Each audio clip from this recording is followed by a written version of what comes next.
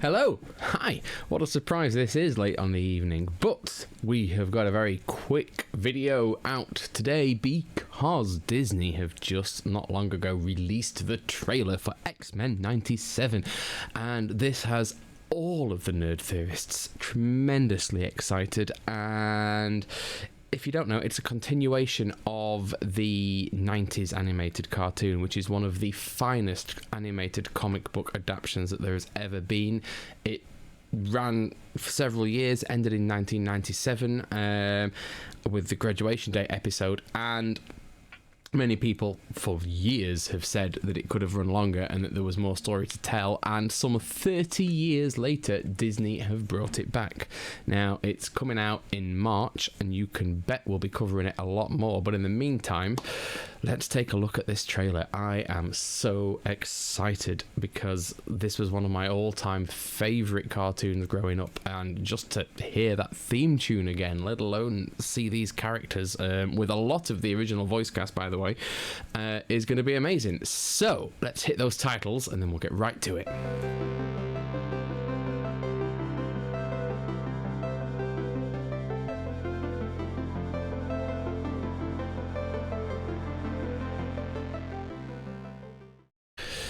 Okay then, here we go. I've been waiting a very long time for this. I am beyond excited. Let's take a look. Watch the series finale of X-Men. Oh, look at that. I'm grateful to There we go. That's how it ended. goodbye. He gets shot off into outer space to recover. Fate lies in our hands now. Jean Grey.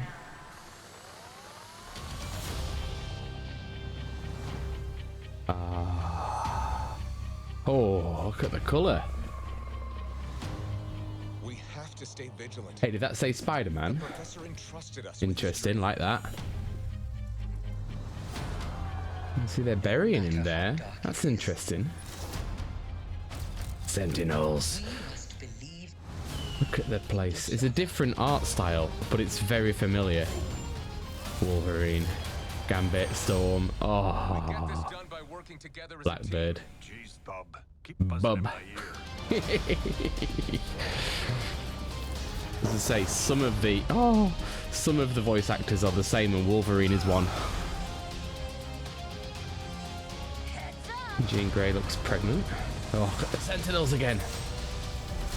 Oh, Gambit, adamantium claws. Listen to the music.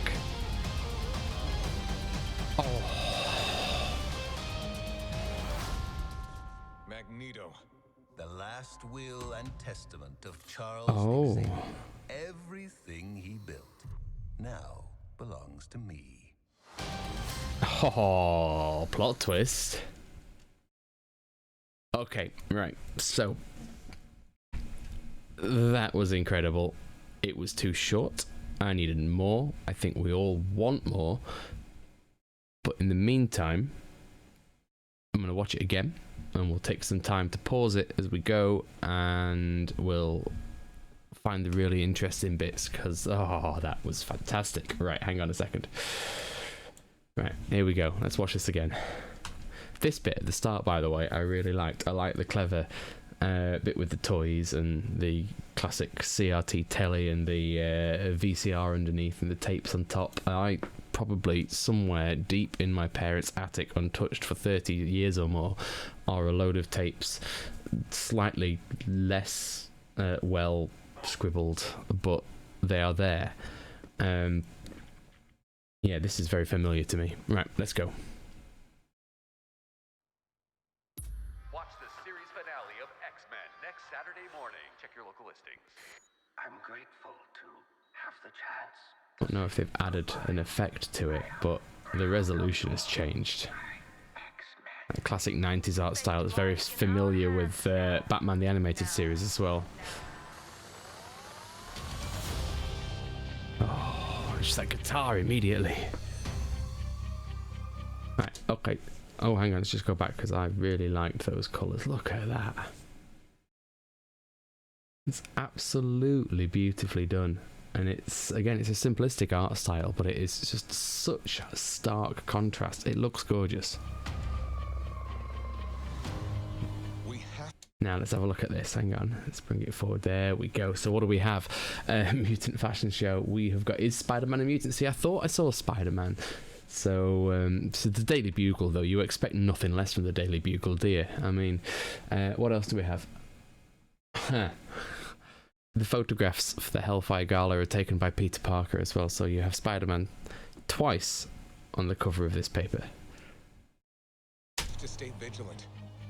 The professor entrusted us with his dream. It's again interesting that they are burying the professor, unless that's just the story they're going with as it stands, because he was whisked away to another part of the universe to heal. This is very familiar, though. This is a theme all the way through the original series, and I think with what we've been going through in the world these last 30 years, that probably they've got a lot to draw on here to really flesh this story out and make it relevant to today as well. No matter how dark it is, Sentinels. we must believe in Oh, look at that as well. Two of them together, you see. And his old chair. Yeah, this will be interesting. The bit at the end about putting Magneto in charge, especially with his views as it stands on everything. But let's carry on. each other. Wolverine. Oh, those Get this claws. done by working together as a team. Jeez, Bob, keep buzzing in my ear. Every time now, that's going to get me. Just look at that. Jubilee. So yeah, that looks like Jean Grey is pregnant. One of the original voice cast coming back is Rogue, so that'll be good. Nice to hear some familiar sounds. Not everybody will be returning.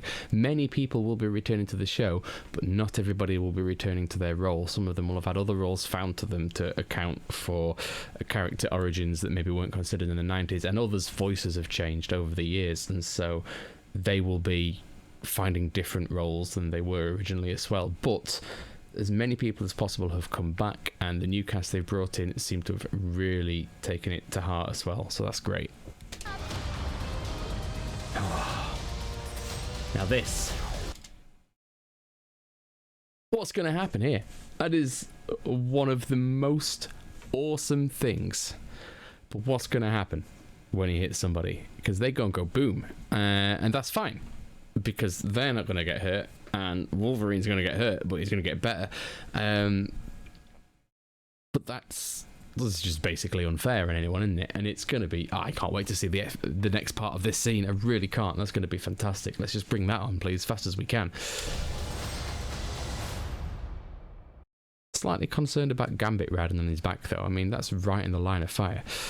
To me, my X-Men. Bit voluptuous there. But look at them. And that. So the plane looks amazing, as it should, but can we talk about the theme tune for a moment? I have been able to hum this theme tune without reminder since I first saw it. It is perfect, and the fact that it's back and it's not massively changed, and the guitar is still amazing, and you've got that it's just it's a labor of love, and the important bits so far look like they've been taken care of, so perfect. March 20th, Magneto. and a final twist at the end And testament of Charles on heavily pregnant Jean Grey. Everything he built now belongs to me. So perfect. Right, well, I'm blown away, absolutely delighted with that. Cannot wait to see it properly. In the meantime, though, a few interesting things that we should probably take a look at. Firstly, I stopped it previously on the shot of the coffin, which it would make a lot of sense for them to fake Xavier's death, but what are the odds that this isn't Xavier's death? What about this possibly being another mutant? Which would be really bold of them to put in the teaser, because the teased was with the shrine to Professor X, and so this next shot of the coffin going in the ground makes us all think, yeah, absolutely. But what if it's not? What if it's one of the team? What if it's more important? A bit later on, we see, and there's a good couple of clues as to where we're going in this series. One of them is Magneto standing before the United Nations, and that is a big one. That Trial of Magneto was a 1985 story, so nearly as old as I am. And if they adapt that one, then it will see Magneto stand on trial for crimes against humanity, and that's a really good place to go, because it turns out to be a redemption arc for Magneto, which is remarkable given what he's done, but it's a bold one for them to do in the sequel, certainly. We also saw, and I spent a bit of time just talking about it, the statues of them in the Savage Land. Now that'll be interesting to see them back there. The second series had an awful long arc of Xavier and Magneto together, and so we're probably going to see more of that. Looking at this, I'm sure there were fireworks over it later as well, and so Mr. Sinister will be showing up again, you'd imagine. I'm sure they've been cast, but that's another one. But other things that just really caught my mind, the art style.